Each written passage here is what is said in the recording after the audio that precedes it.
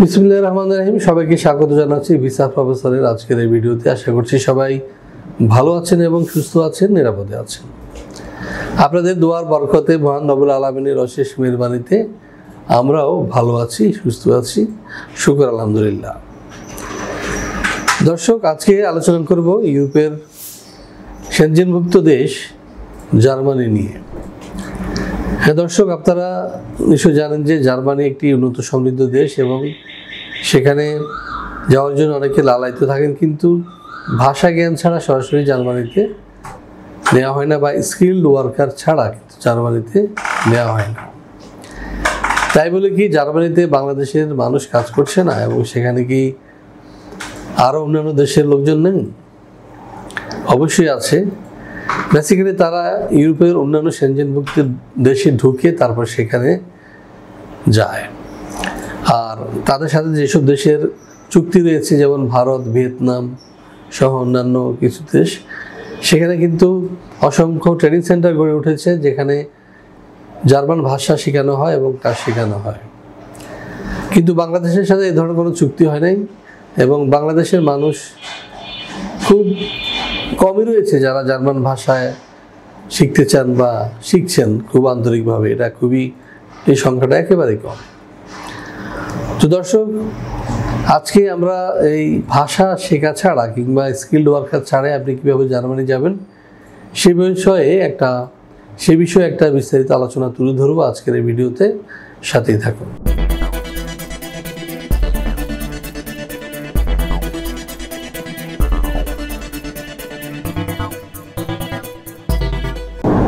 দর্শক, শুরুতে বলেছি আমরা ভাষা জানি না জার্মানির এবং আমরা অথবা স্কিল্ড ওয়ার্কারও নই, কিন্তু আমরা যাব জার্মানি। তাহলে কিভাবে? হ্যাঁ, এই বিষয়টি জানবো। প্রথমে চলুন দেখে আসি কেমন দেশ এই জার্মানি। ইউরোপের অন্যতম প্রধান শিল্পোন্নত দেশ জার্মানি। এটি সরকারিভাবে সংযুক্ত প্রজাতন্ত্রী জার্মানি হিসেবেই পরিচিত। দেশটির রাজধানী ও বৃহত্তম শহর বার্লিন। তবে দেশটিতে রয়েছে 16টি রাজ্য। উত্তরে ঢেউ খেলানো পাহাড় ও নদী উপত্যকা এবং দক্ষিণে ঘন অরণ্যাবৃত আল্পস পর্বতমালা দেশটির ভূপ্রকৃতিকে করেছে বৈচিত্র্যময়। দেশটির মধ্য দিয়ে ইউরোপের অনেকগুলি প্রধান নদী যেমন রাইন, দানিউব, এলবে প্রবাহিত হয়েছে এবং দেশটিকে এটি সাহায্য করেছে বাণিজ্যিক কেন্দ্রে পরিণত করতে। জার্মানির মোট আয়তন 3,57,021 বর্গ কিলোমিটার। আয়তনের বিচারে জার্মানি ইউরোপের মধ্যে 7ম এবং বিশ্বের মধ্যে 63তম দেশ। জার্মানি ইউরোপীয় ইউনিয়নের সবচেয়ে জনবহুল দেশ। এর জনসংখ্যা 8,89,338 জন এবং বর্তমানে বিশ্বের 17তম জনবহুল দেশ। দেশটিতে প্রতি বর্গ কিলোমিটারে 236 জন অধিবাসী বাস করে। জার্মান এখানকার সরকারি ভাষা। এছাড়াও অভিবাসী জনগোষ্ঠীর মধ্যে আরবি, গ্রিক, ইতালীয়, কুর্দি এবং তুর্কি ভাষা প্রচলিত রয়েছে। দর্শক, দেখে আসলাম কেমন দেশে জার্মানি।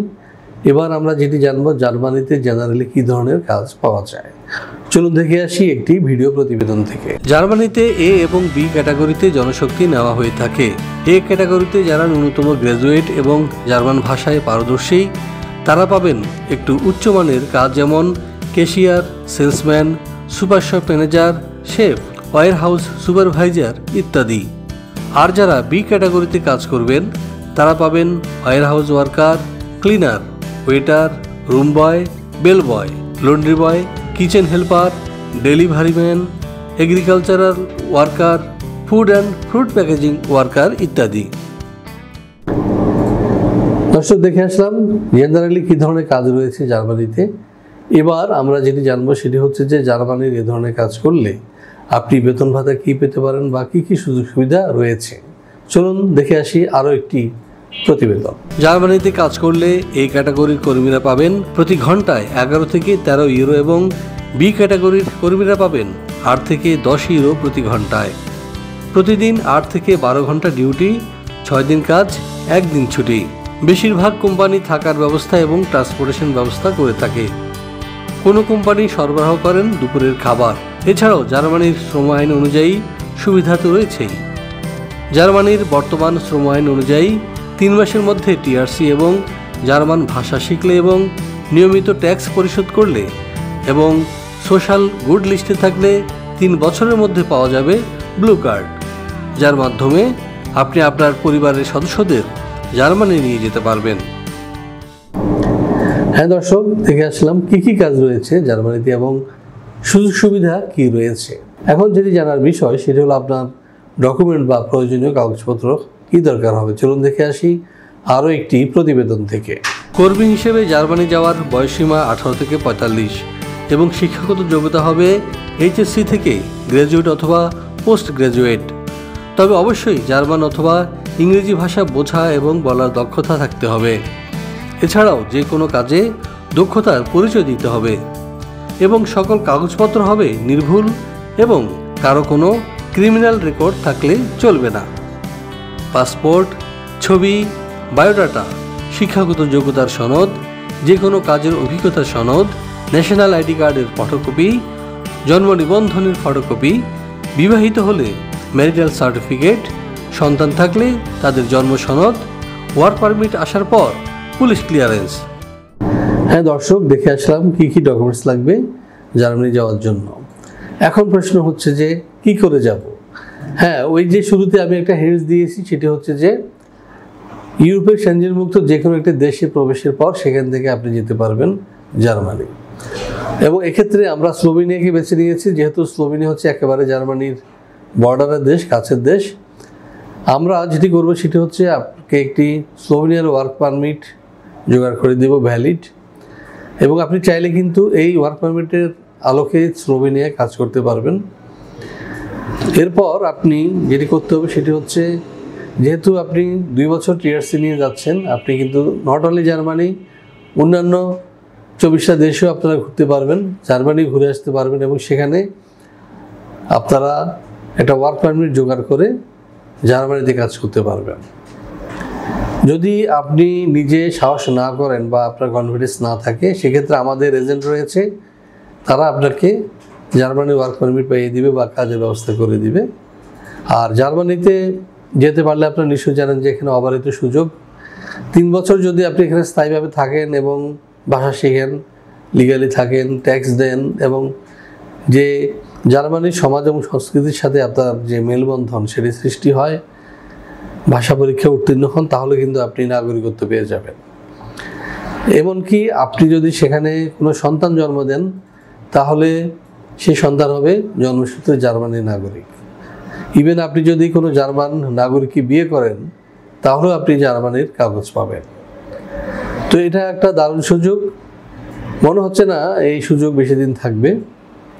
জার্মানির বর্তমানে যে শ্রমিক সংকট এবং তাদের জনসংখ্যার হার যে নিম্নমুখী, এই কারণে তারা এই ইমিগ্রেশন পলিসিটা কিছুটা শিথিল করেছে।